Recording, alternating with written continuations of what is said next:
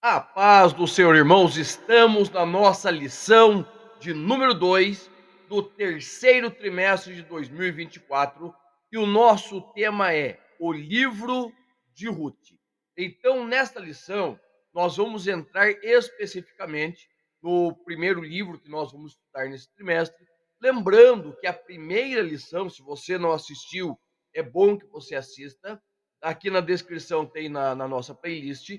Ele vai trazer um panorama geral da nossa lição sobre o livro de Ruth, o livro de Esther e falando do protagonismo feminino, ok? Então é muito importante, é um tema muito atual. Eu quero convidar você a estar conosco aprendendo a palavra de Deus.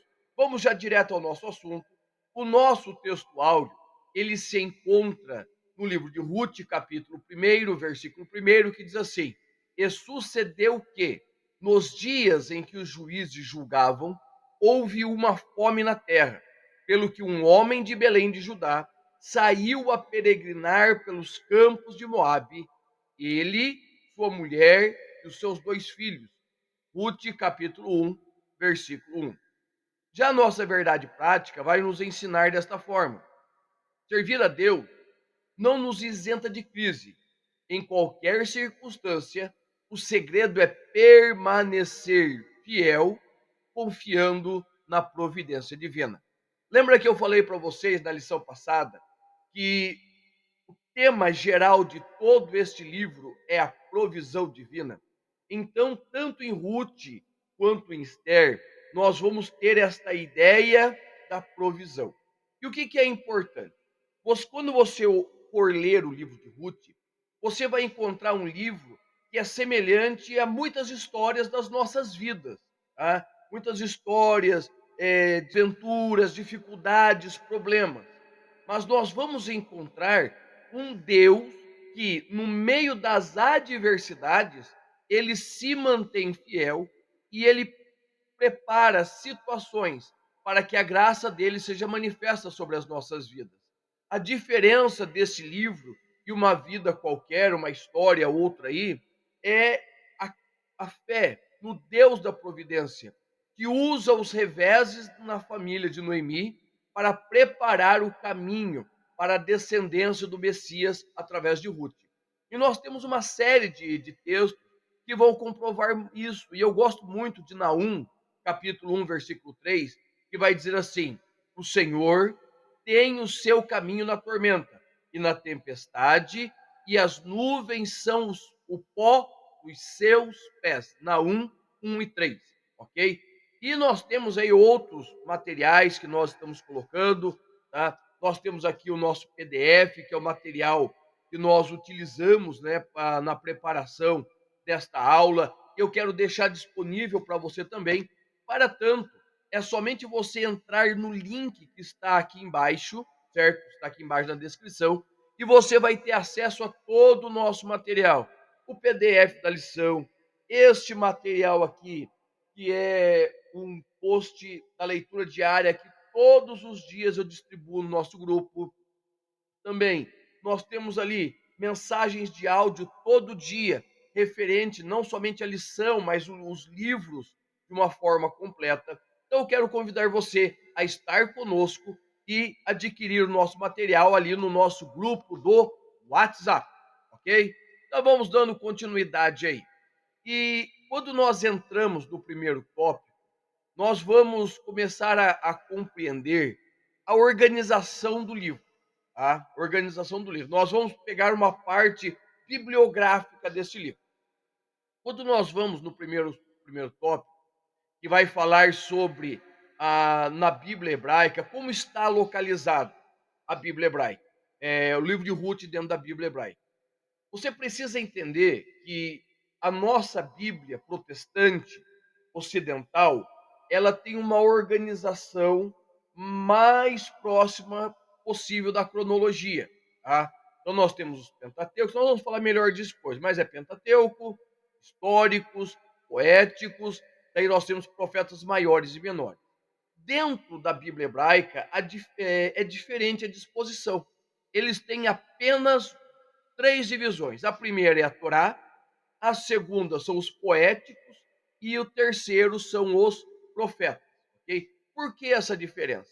Porque para eles têm uma divisão que vai fazer sentido na forma deles cultuarem. Nós já vamos entender. A principal divisão dentro deles é a Torá, certo? Que são as leis, que são os 5 primeiros livros. Gênesis, Êxodo, Levítico, Número e Deuteronômio, ok? É a mesma coisa que o nosso Pentateuco. Agora, quando nós falamos dos escritos, os poéticos, que é o Ketuvim, certo? Nós temos apenas 3 livros: Salmos, Provérbios e Jó. Agora, a grande divisão é a terceira, que são os profetas, que são os Neviim, certo? Que são os Neviim. Preste bem atenção, olha a diferença que nós temos. Profetas para nós, como é Isaías, Jeremias, temos os profetas menores, mas eles não, eles vão compreender um grande número de livros e que vai ter algumas diferenças. Por exemplo, eles vão ter os profetas anteriores, profetas posteriores, os 5 rolos e depois os livros históricos, ok? Então nós vamos ter essas diferenças. Quem são os profetas anteriores? São 4: Josué, Juízes, Samuel e Reis. Para nós, esses livros eles são históricos. Para eles faz parte dos proféticos, porque está ligado diretamente à possessão da terra. Tá? E você vai notar que nós temos apenas Samuel e Reis. Porque primeiro e segundo Samuel formam um livro, primeiro e segundo a Reis vai formar outro livro. Daí nós vamos ter uma outra sequência, que são os profetas posteriores. Aí são 4, certo? Isaías, Jeremias e Ezequiel. São 3 rolos diferentes. E eles vão pegar o que para nós são os profetas menores, que são 12 ao total, e eles vão reunir e vai chamar-se um livro Os 12. Tá? Então eles pegam os profetas menores e colocam tudo em um livro só. Tá? Por quê? Porque esses livros, eles têm um cunho profético no sentido de orientar a nação de Israel, certo? Tanto aqueles antes do cativeiro, como aqueles depois do cativeiro, ok? Daí, dentro dos profetas, nós vamos ter a nossa terceira divisão, que são os 5 rolos. Quem são eles? Cantares, Ruth, Lamentação, Eclesiastes e Esther. 5 rolos, ok? E por que eles são colocados assim? Porque cada um deles é direcionado a uma das festas de Israel, tá? Uma das festas que vai remeter ao passado deles, nas suas caminhadas. Da mesma forma que dentro do livro dos Salmos, nós temos os Salmos dos degraus, que são aqueles salmos que eram cantados quando eles iam entrando em Jerusalém, que são 16 salmos referentes a 16 degraus para você subir ao templo de Jerusalém.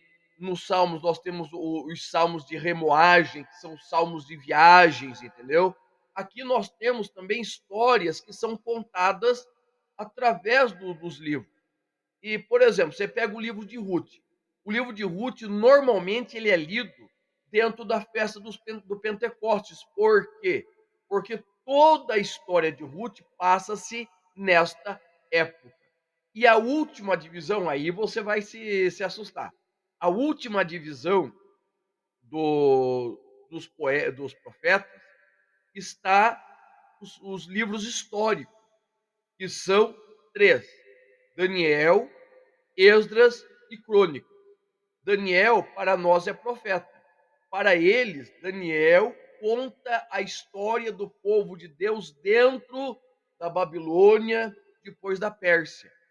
Esdras, certo? Que é o livro que nós conhecemos. Crônicas, que tem primeiro e segunda crônicas. Mas você notou que em todos os livros que eu falei faltou um livro chamado Neemias, aonde ele está? Para o israelita, para o judeu, Esdras e Neemias formam apenas um livro. Então, se você pegar e fizer a soma, você vai ter o quê? Você vai ter ali 24 livros.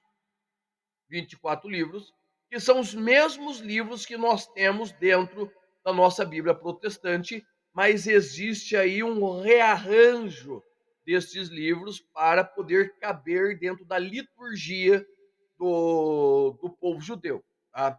Lembrando que a ideia de livros apócrifos, que são 7 livros que foram acrescentados na Igreja Católica, não é apoiada pela Bíblia hebraica, certo? Eu já escutei alguns dizer, não, na Bíblia Católica tem 7 livros a mais, porque na Bíblia hebraica também tem. Não, não tem. Os mesmos livros que são inspirados do Antigo Testamento na Bíblia hebraica são os mesmos livros inspirados da Bíblia protestante, ok? Vamos lá. Na Bíblia cristã, na Bíblia protestante, nós vamos ter 39 livros. São os mesmos que nós temos na Bíblia hebraica, mas eles são divididos em 5 grupos. Pentateuco, Gênesis, Êxodo, Levítico, Número, Deuteronômio. Livros históricos. Agora veja bem, ó. Josué, Juízes, Ruth. Primeiro e segundo Samuel. Primeiro e segundo Reis. Primeiro e segundo Crônicas. Esdras, Neemias, Esther. Beleza? Os poéticos, aí nós vamos ter 5.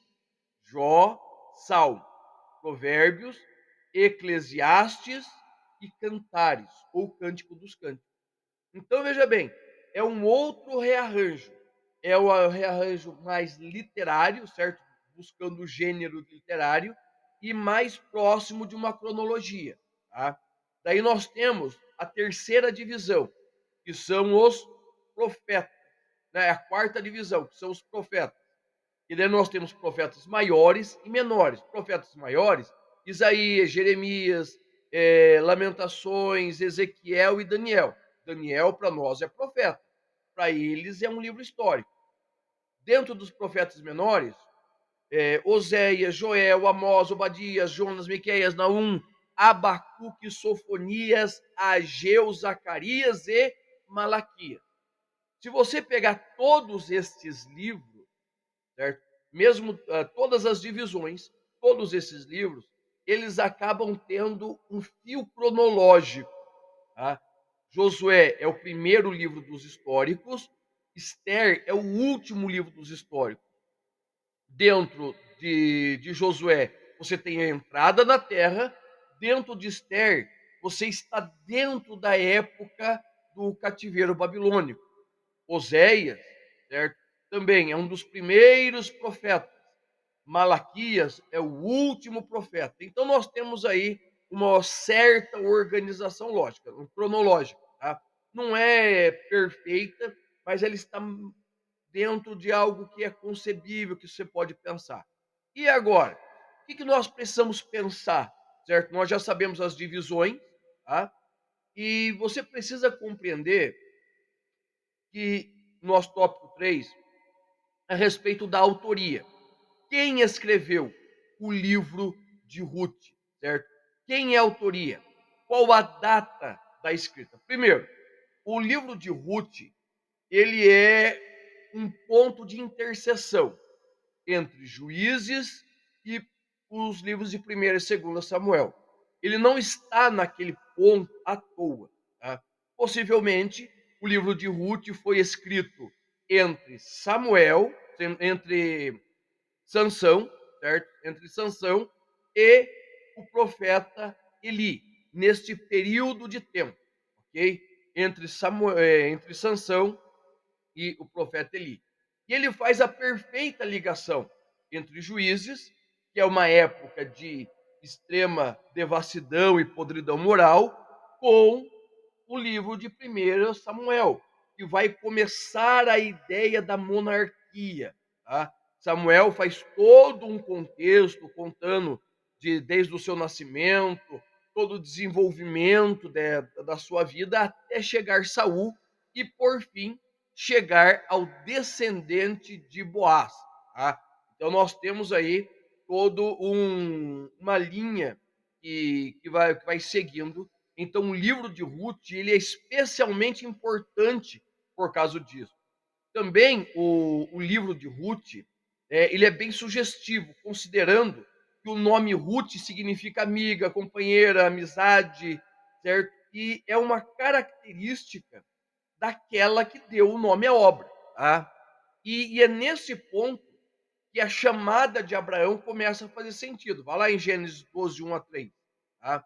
Além de Abraão ser o pai da fé dos judeus, agora é inserida nele a chamada de uma não judia para ser a precursora da linhagem messiânica. Ó, preste atenção.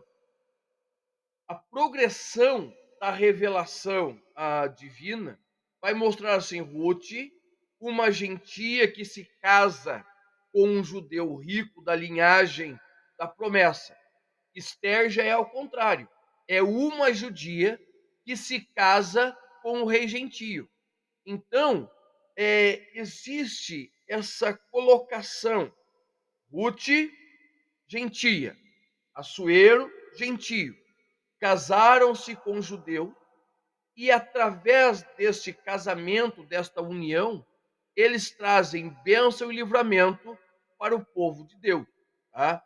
Quem escreveu, nós não temos muita certeza. Existe aí uma série de pensamentos, mas o que fica comumente aceito é que foi o profeta Samuel que escreveu. E a data também é algo incerto, nós não temos um período exato, mas vai ficar ali entre 1200 e 930 antes de Cristo, um período de tempo aí, tá? Que nós podemos colocar devido às marcações do nascimento do reinado de Saul, Davi, Salomão, entendeu? Então nós fazemos uma conta mais ou menos assim. E o que nós precisamos marcar nesta história? O que nós precisamos marcar? E precisa ficar muito claro para nós que o Senhor Deus é Ele que cuida do seu povo. Por mais que nós estejamos dando dados biográficos, bibliográficos aqui, tudo isso faz parte de um contexto onde o Senhor Deus está cuidando da história, mesmo que tudo pareça que está dando errado. Antes de nós começarmos nosso segundo tópico, eu vou dar um tempinho para você deixar o seu like aqui, certo? Vai aqui embaixo, deixa o seu like. Se você ainda não é inscrito, se inscreve no nosso canal e conta para mim, quantas vezes você já leu o livro de Ruth? Tá? Conta para mim quantas vezes você já leu o livro de Ruth. E esse nosso tópico de número 2, ele tem a ideia, ele tem o título, o contexto histórico. E o primeiro subtópico, no tempo dos juízes. Preste atenção. No tempo dos juízes, nós vamos ter uma sequência que nós chamamos de 4D: depravação, disciplina, desespero e desafogo. Ó, eu vou deixar aqui do lado para você a imagem, mas está aqui no PDF, certo? Aí você consegue ver com mais clareza, que é o PDF, pega na descrição aqui embaixo. E olha bem essa ideia aqui, olha bem essa imagem. Você está vendo o quê? Você está vendo este ciclo vicioso dentro de Israel. O povo se afasta de Deus, o povo abandona a presença do Senhor, e o Senhor faz o quê? O Senhor traz a sua disciplina. Esta disciplina, ela é marcada pelo quê? Pela vinda dos inimigos que vão vir sobre Israel, vão trazer tristeza, morte, fome. Então nós temos a ideia da disciplina. Depois dessa disciplina, entra o desespero. Nesse desespero, eles voltam-se para o Senhor. Eles vêm buscar a Deus, que vem o quarto passo, que é o desafogo. O Senhor os tira daquela situação de afogamento, de desespero, e o Senhor concede vitória. Mas preste atenção numa frase que é repetida 4 vezes ali no livro Juízes, certo? Juízes 17.6, 18.1, 19.1, 21.25. E a expressão é essa: não havia rei em Israel. Ou seja, cada um fazia como melhor lhe cabia, aquilo que estava dentro dos seus interesses. Tá? E quando nós vamos acompanhando os 3 primeiros livros históricos, né, Josué, Juízes e Rute, nós também vamos ver uma sequência parecida com o que nós temos ali nos 4D. Nós temos a Josué, que é uma história de esperança, de conquista, de domínio, do Senhor entrando com providência, ok? Daí nós temos, na sequência, a história dos juízes, que nós vamos ver o declínio espiritual, a morte espiritual, o fracasso do povo, idolatria, entrando no meio do povo de Deus. E quando nós chegamos no livro de Rute, nós temos um alívio. Por quê? Porque a graça de Deus vem resgatando a família de Noemi, que por conseguinte é uma família de Belém de Judá, que é uma das tribos de Israel, trazendo do meio delas um Salvador para toda a humanidade. Então veja bem, nós temos aqui livro de Josué, que nós temos a graça de Deus, nós temos o livro de Juízes, que nós temos ali o fracasso do povo, e temos o livro de Rute, que vai trazer para nós de novo esta ideia do favor de Deus sobre o seu povo. Também nós podemos olhar muito bem quando nós pegamos as 2 últimas histórias de Juízes, mais o livro de Rute, certo? Que todos se passando no mesmo período de tempo. Tá? Provavelmente a história de Mica e os ídolos, nos capítulos 17 e 18, são lá no começo do livro dos Juízes. Daí nós temos a história do levita, né, e a sua concubina, nos capítulos 19, 20 e 21, que estão do meio para o final, e nós temos o livro de Rute, que vai marcar basicamente os últimos tempos do livro dos Juízes. Tá? Então nós temos 3 histórias. E preste atenção, existe um fio que liga todas essas histórias. Mica, o Levita e o livro de Rute. Sabe o que é? É a ideia de Belém, certo? É a ideia de Belém. Mica é um homem que vai viver em idolatria em Belém. O levita, ele vai para Belém por causa da sua concubina. E Noemi sai de Belém e volta com Rute para Belém. Tá? Nós chamamos isso da trilogia de Belém, que nós vamos falar mais para frente aí numa outra aula, tá bom? No segundo tópico, nós temos a ideia do secularismo, hedonismo e idolatria. Tá? Dentro do PDF lá, eu coloquei bem detalhado o que é cada um, mas o que é o secularismo? É implantar a doutrina secular dentro do padrão de vida, ou viver conforme o século, rejeitando todo elemento religioso. Isso é secularismo. Viver como se Deus não existisse, viver como se não existisse o elemento religioso, certo? Dentro da vida comum cristã. Daí nós temos nosso segundo tópico, segundo tema, hedonismo. O hedonismo, de uma forma bem simples, é a busca pelo prazer de qualquer forma. É aquela busca constante pelo prazer. E o nosso terceiro tema aqui, né, é a idolatria.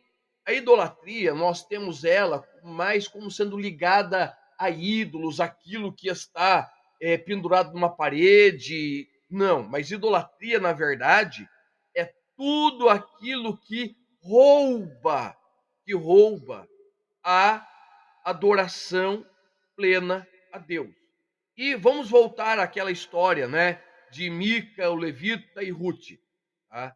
Em Mica e o levita, Mica e o ídolo e o levita, nós vamos encontrar esta salada de pecados que estava acontecendo dentro do período dos juízes, tá? E que também muitas vezes afeta o nosso dia a dia. Por exemplo, Mica. Mica é o exemplo clássico da idolatria e do hedonismo. Tá? Mica é um homem que, que era rico e constrói uma casa de deuses para si, e primeiro ele constitui o seu filho como sacerdote, mas um levita, que não sei porquê, ele sai da sua terra, certo?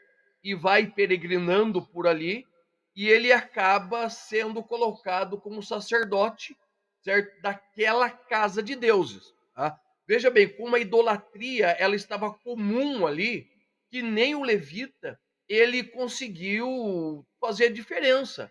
Ele chegou e o que, que ele fez? Ele se secularizou, ele se amoldou àquele presente século.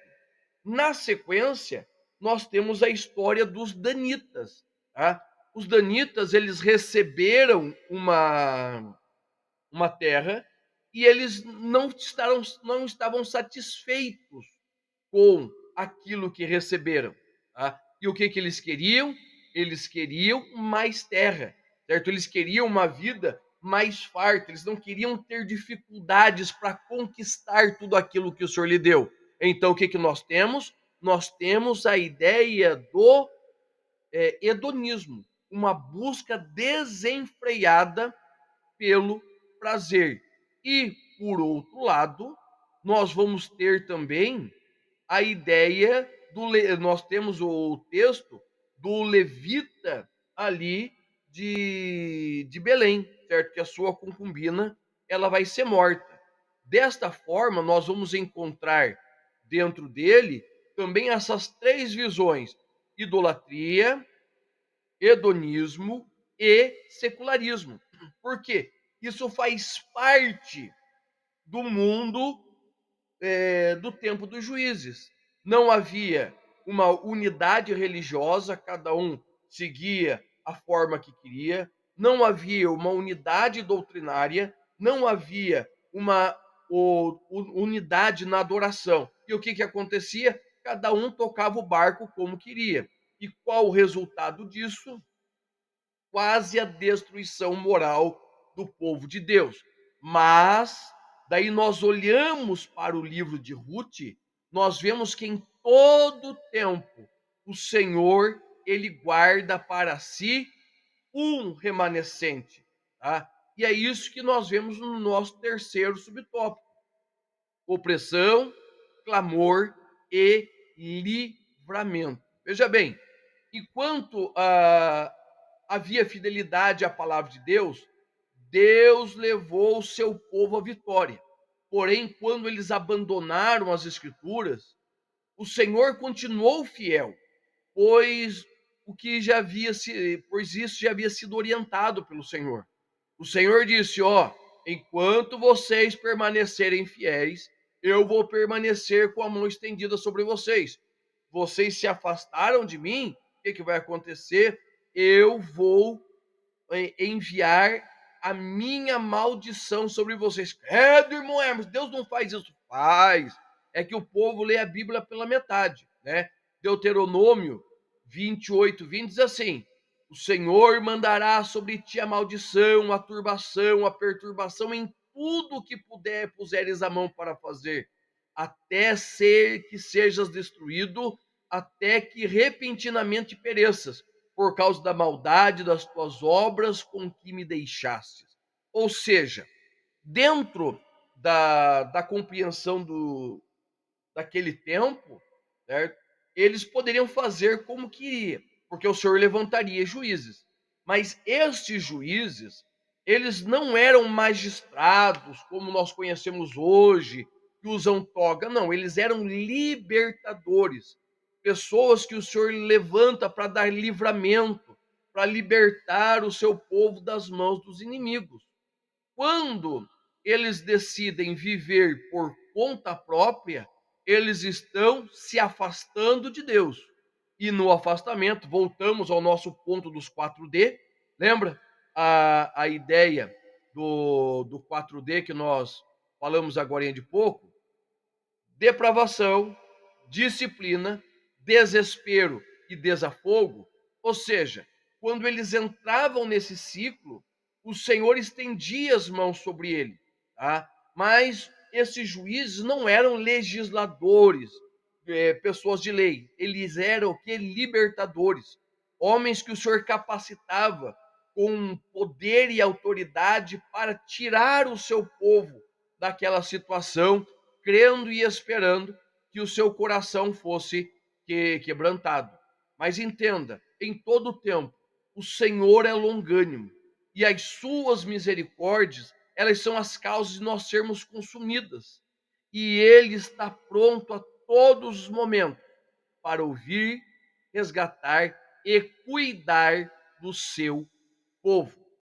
E o nosso tópico de número 3 vai falar sobre o cetro de Judá. Preste bem atenção, que isto vai começar a ligar desde Abraão até Davi, indo até Jesus, ok? Você precisa ter isso na sua mente. Quando o Senhor Deus fala com Abraão em Gênesis capítulo 17, 6, ele vai dizer assim, ó, reis procederão de ti. E na bênção que o Senhor, que Jacó coloca sobre o seu filho Judá, a bênção dele é que o cetro não se apartaria da sua mão. No versículo 8, Judá se torna o objeto de louvor e é munido de domínio mundial. No versículo 9, continua com o retrato do governo de Judá, retratando vividamente como um leão muito jovem, tá? E que está crescendo cada vez mais. Ele persegue a sua presa, volta para sua toca e repousa poderosamente, entendendo que ninguém consegue desafiá-lo. No capítulo 10, nós vamos ver a ideia do cetro, certo? A ideia do cetro, a ideia do bastão, que fala de poder, de autoridade, de reino. Desta forma, nós vamos compreendendo por quê. O primogênito era Rubem, mas Rubem vai se dormir com a concubina do seu pai, certo? E isso vai trazer muito desgosto, desonra. Por isso, o Senhor passa a ajudar para que este seja aquele que irá reinar. Tá? Então, por amor, por fidelidade, o Senhor não deixa que a promessa caia por terra. E de Judá virá o libertador. No subtópico 2, diz assim: amor e redenção. E esse é o tema central do livro de Ruth, porque o Deus do livro de Ruth, o nosso Deus, é o Deus que ama e redime. Preste atenção aqui, preste bem atenção. Quando eu olho para Ruth, você lê o livro, nós olhamos para o livro, nós vamos ver Ruth abandonando seu Deus, seu povo, sua história, sua família. Para quê? Para seguir a sua sogra a uma terra que ela não conhecia e ela tinha plena certeza que ela não seria bem aceita ali, por causa dos problemas que Moabe teve com Israel muitos anos atrás, e o Senhor deixou registrado que Moabe não, que os moabitas não entrariam dentro da terra de Israel e não participariam do povo de Deus. Mas o que acontece? A decisão de Noemi, a decisão de Ruth, é simples e direta. Por quê? Porque através de Noemi, da sogra, Ruth vai ter um encontro com o Senhor, um encontro verdadeiro com o Senhor. E neste encontro, ela vai conhecer o amor e o perdão que somente o Deus verdadeiro pode dar. Tá? Ela era acostumada a estar diante de falsos deuses que requeriam mais do que ajudavam. Agora ela está diante do Deus verdadeiro, um Deus que vai cuidar dela, cuidar da sua sogra e preparar, veja bem, e preparar para ela a entrada dela na família do Messias sem ela saber. O casamento de Boaz é claramente o casamento de Cristo com a igreja, tá? É a formação, é a preparação para Jesus, aonde nós vamos ter ali Abraão, Isaac, Jacó, Judá, certo? Que para ele foi prometido o reino, e vai se unir a uma estrangeira. O que, que nós temos aqui? Eita, glória! Nós temos Cristo, que é o descendente, sangue nobre, o Rei dos Reis, Senhor dos Senhores, que vai se unir a quem? A uma gentia, uma estrangeira, que é a igreja. Então, temos em Boaz a ideia do remidor, que cumpriria a lei do levirato. O que é a lei do levirato? Uma mulher, no caso de Noemi, certo? Ela está sozinha, certo? Está viúva, e o parente mais próximo, que no caso ali não seria nem Boaz, seria o fulano, né? Nós vamos falar do fulano mais daqui a alguns dias, tá? Uma próxima lição, mas o fulano seria o parente mais próximo. E, e eles têm por responsabilidade casar-se com Noemi, certo? Tomar as suas terras, coabitar com ela, dormir com ela e gerar filhos, mas daí o filho não é no nome dele. O filho é no nome daquele que morreu. Noemi já não tinha mais condições de gerar. Então, quem seria a remida? Seria Ruth. E então, o objetivo do levirato, certo? Que vem da palavra levir, que é parente, né? É trazer cuidado, apoio. Lembrando que naquela época não tinha INSS, não tinha tanta obra social. Tá? Então, a ideia do levirato é que a viúva não ficasse desvanecida. E, basicamente, existem ali 4 responsabilidades, né, do parente remidor. Primeiro, ser o parente legítimo e mais próximo. Para quê? Para que as terras não passem para outras tribos. Segundo, estar pronto para poder pagar todos os débitos que o falecido tinha contraído e ter também cuidado de cuidar financeiramente da viúva. Terceiro, ele precisava estar disposto a assumi-la como a sua esposa, de tal maneira que ele iria defender, proteger e ser o mediador de todas as situações. E quarto, ele deveria estar disposto a casar-se com ela e proteger daquela que ele havia resgatado. Tá? Então, nesses 4 pontos, nós vemos Boaz, mas nós vemos também Cristo, porque ele é o nosso parente mais próximo. Ele era o único que tinha capacidade de nos resgatar pagando a nossa dívida. Ele está disposto a nos defender e ele deseja ardentemente casar-se com a sua remida. Tá? Então, assim sendo, o livro de Ruth é o livro do amor e da redenção. E o nosso terceiro subtópico diz assim: fidelidade e altruísmo. Tá? Uma mensagem que retumba dentro do livro de Ruth é exatamente a ideia da providência divina. E você vê isso em quase todos os versículos. O livro de Ruth, ele pertence ao período dos juízes, que está encerrado dentro de uma época de egoísmo, depravação, rebelião a Deus, né, a sua vontade, a sua palavra. Mas o livro de Ruth, ele vai na contramão. Por quê?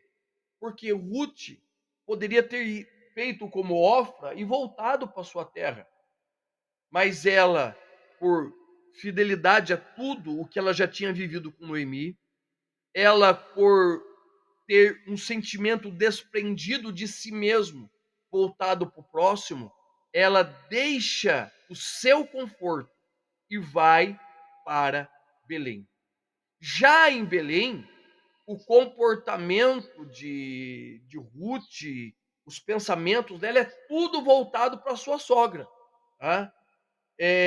Ruth, em nenhum momento esboçou uma atitude sequer que lhe pudesse favorecer em primeiro lugar, tá? Ela, como obediente que era, até mesmo o casamento foi orientado pela sua sogra. Na verdade, o interesse de casar foi uma decisão da sogra, que compreendia a palavra de Deus e compreendia que Noemi, que Ruth era uma mulher pronta para fazer a diferença. Então veja bem, sogra e nora, elas não precisam estar em conflito, né? Mas em todos os momentos elas estavam voltadas uma para a outra, estavam lutando para que uma tivesse a melhor vida possível, se doando, abrindo o seu coração, deixando de lado todas as circunstâncias e pensamentos, porque elas compreendiam que é o Senhor que faz a diferença na nossa vida. Então, quando nós olhamos para o livro de Ruth, ele nos ensina que, mesmo em meio a toda a incredulidade e pecado dos homens, Deus sempre trabalha para cumprir os seus desígnios. E sem violar, sem macular o livre-arbítrio do homem, mas o Senhor ele vai conduzindo a história para que o plano de redenção ele se cumpra. Tá? E guarde isso. O livro de Ruth também mostra a fidelidade de Deus aplicada nas circunstâncias mais adversas da nossa vida. Porque o Senhor Deus, ele é um Deus fiel, tá? E ele vai cumprir os seus propósitos em nós, mesmo que tudo se levante e pareça que nada vai dar certo. Tá bom? Irmãos, Deus te abençoe e eu te espero na nossa próxima aula na semana que vem.